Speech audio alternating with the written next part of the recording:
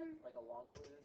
Yeah, like a long quiz, like a quest. I was trying to help a friend from another school. Yeah, I was on YouTube at Pro they had. And she picked out your voice and she's like, who is that kid? He's really annoying. All right, a sequence is a function whose domain is a set of consecutive integers. So let's think about, let's pull that apart.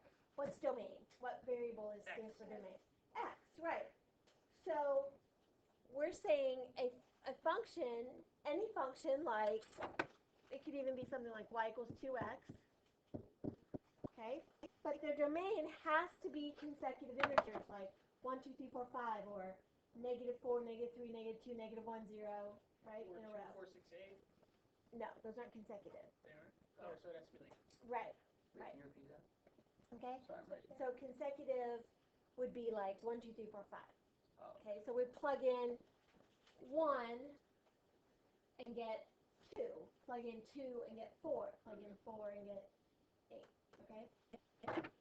So my sequence would look like this. Plug in 1 and get 2. Plug in 2 and get 4. Plug in 3 and get 6. Right? So my sequence would look like that.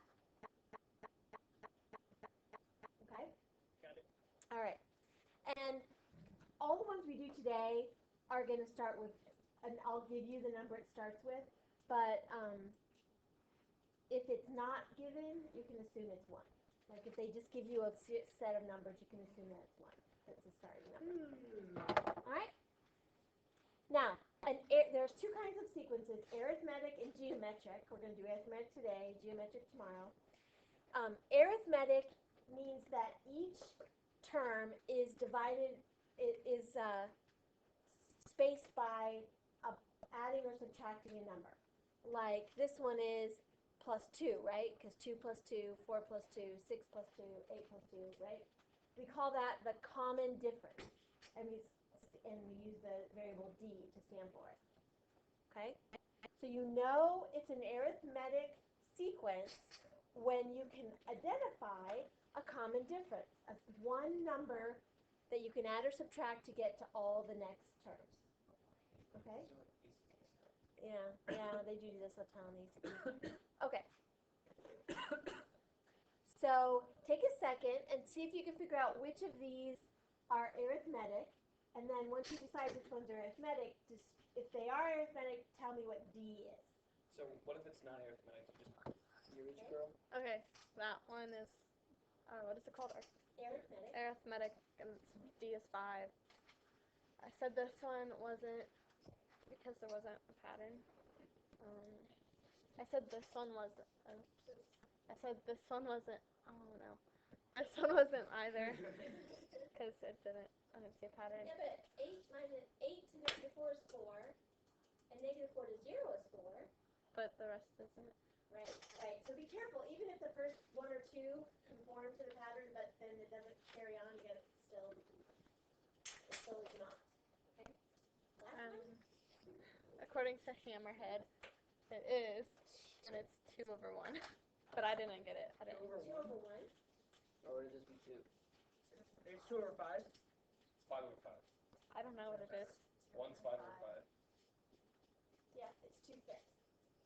Because if I add 2 to 3/5, 2 is the same as 10/5, right? Yeah.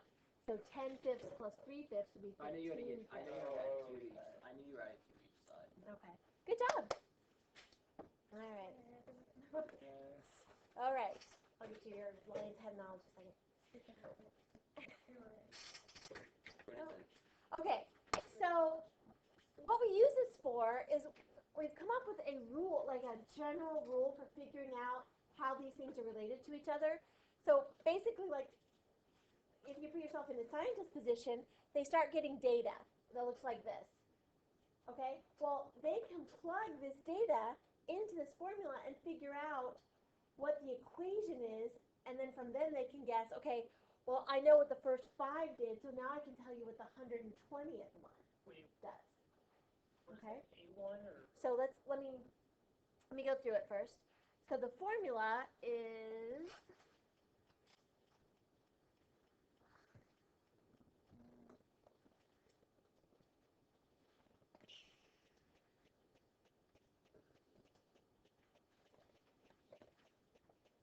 read that better? No. Right. I don't think it got bigger. It didn't get bigger. I don't know why. You would have circled it. I meant to, but it just didn't work it. All right. Actually, set corners. There we go. There we go. Oh boy. I'm not sure that's better to read. They're like All right, so the formula is a to the n, and n just stands for the last number, or the number we're talking about, okay? So like in math, we'd write like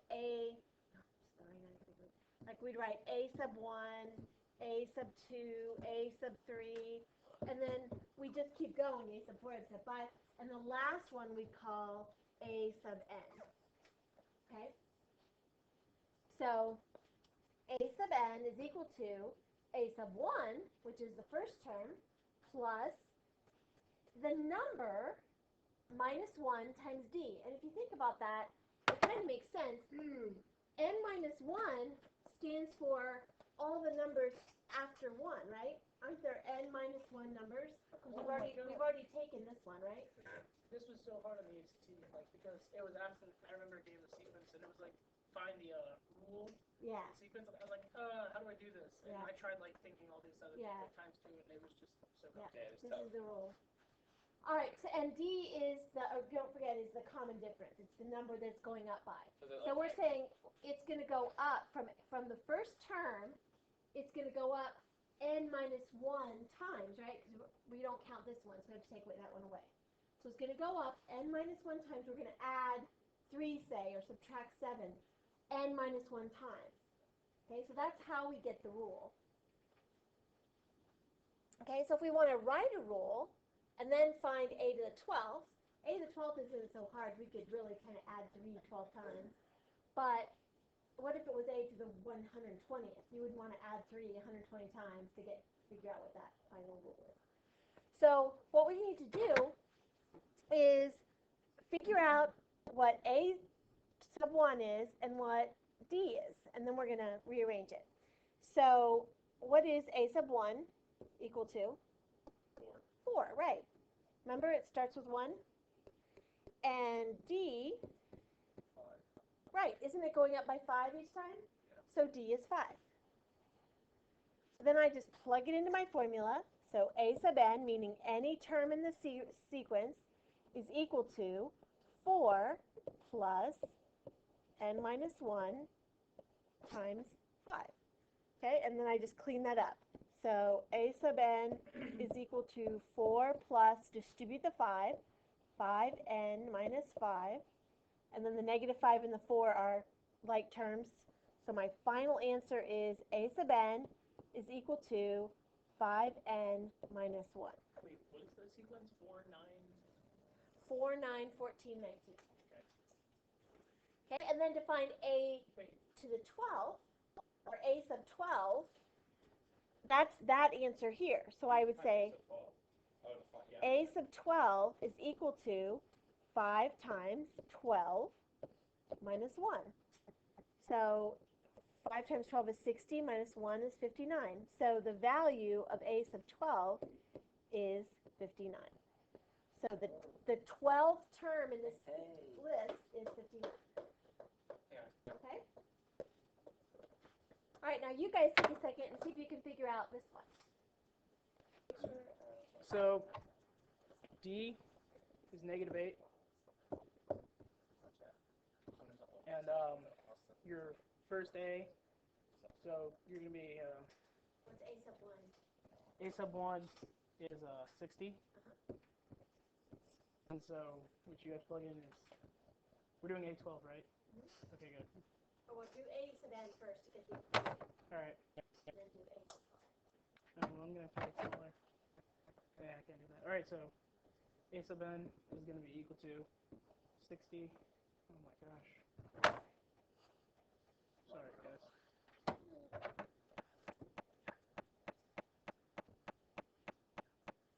60, and then it's going to be plus. Stick a plus in there. There we go. This kid. Don't do that. I would say h. N minus 1, and then d negative 8. So then you're going to, so this is going to be negative 8 and plus 8, and then that's going to be minus 60 for me. Or no, plus 60, so it's 68. Because you're just adding like terms. Right. So a sub n. A sub n plus 68. A sub n equals negative 8 and. Right. And then, now we plug in 12? Alright. So, You just kind of do it below that. I can just push it over. so A, Oh yeah, get on. It's not a timer. 12 is equal to negative 8. Right. Tyler, what's negative 8 times 12? Hang on. 96. Yeah, 96 minus negative 28. So negative 28 is your answer. Thanks, Tyler. Negative 96. negative 96 plus 68 8 equals, thank you, Tyler, for the entire equation after I just asked you Yo, man. multiplication. Negative. Did more work. Oh yeah. Negative. Oh yeah. Right. Okay, let's try one more. Is what if we have they gave us a term, but they didn't tell us the rule, and they didn't give us A1. Well, we can plug in the stuff we know and solve for A1 and use it to make the rule. So same rule, same equations, just different pieces that we know. All right, so we know that A sub 19 is 48, and we know that D is 3, and we want to write A sub n. We want to write the rule for A sub n. Can't you just subtract 3 however many times? Yeah, but what if it's 1900? Yeah. Do you want to do that? I don't. But I don't think they're going to ask for 1900. Sure they will, because they want to keep you from doing that exact thing. Not when I'm Subtracting. stepping. Okay. All right, so what A sub 19, think about what we just did up here. We said A sub 12, we plugged it in. Well, A sub 19 is equal to what? 48. 48. The value, when you plug 19 in the equation, you get 48 out. So 48 is equal to A sub 1, which we don't know, plus n, which you know is 19, minus 1 times d. Same formula, just different thing that we're solving for. All right, so I get 18 times 3, which is what, 54? Is it 18 or 19? It's 19 minus 1, so that's 18. Oops, plus 54. So I'm going to subtract 54 from both sides. And I get A sub 1 is equal to negative 6. So now I can go, now I know A sub 1 and I know D, so I can write my general rule. So A sub n is equal to negative 6 plus n minus 1 times 3. Okay? Simplify that all out. This becomes negative 18 and negative 3. Or sorry, negative 6 and negative 3, which is negative 9. So I get A sub n is equal to 3n minus 9. And now I can figure out any term in the sequence.